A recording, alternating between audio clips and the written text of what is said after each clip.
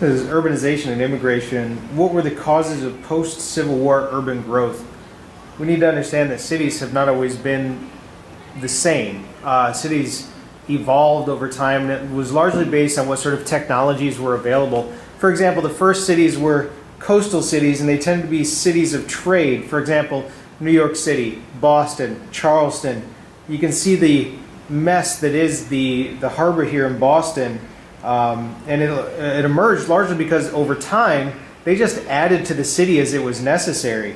And you can look out here, this is the later part of the city where a grid-like pattern was formed on top of what up here was just the early chaotic mess that was necessary early in the city's history so that they could have trade and expand. The next cities tended to be transportation hubs. Very organized, they tended to grow up very quickly, which means that they were organized and planned a bit better. These tended to be areas like Chicago, Buffalo, here in Ohio. These areas were necessary as transportation hubs. They tended to be where railroad tracks tended to be good for industry, tended to be around a canal or a railroad or a series of roads. Cincinnati, Pittsburgh, Buffalo, Chicago. These are all second generation cities or transportation hub cities. And then the third and the most modern of the cities is the electric city. This is Bradford, Pennsylvania. It's really out in the middle of nowhere. You can tell by this picture. It is actually a city that's next to my hometown.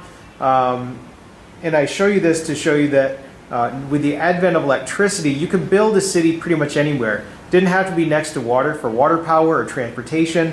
When you combine in here railroads, now all of a sudden you can just put a city anywhere on the map and you can make it work.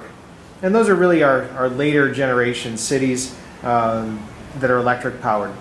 Technology also allows the city to build outwards. Things like suspension bridges here with the Brooklyn Bridge and the others that allow the other boroughs to get to Manhattan.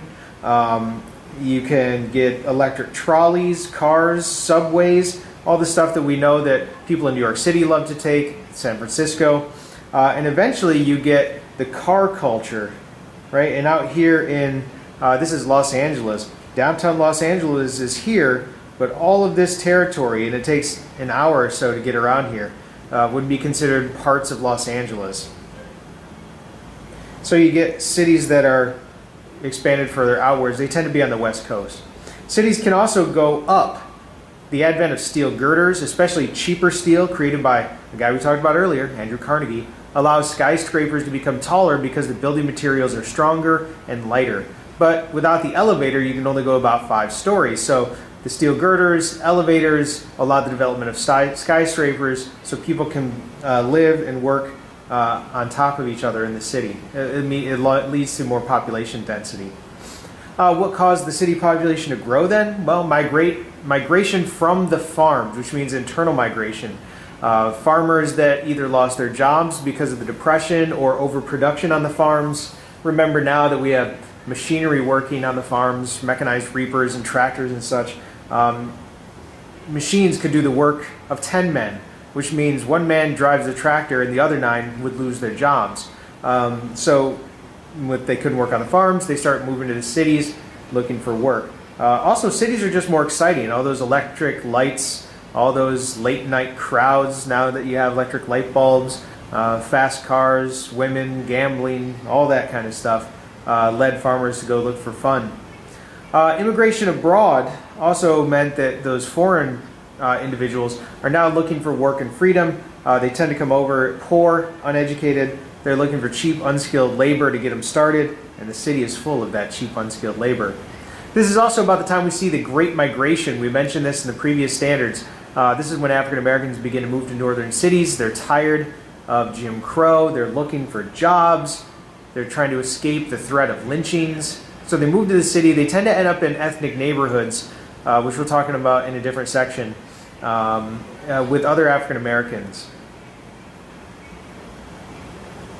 Still, until 1920, most Americans lived in rural settings. It's not until 1920 that we have more Americans living in urban or suburban areas.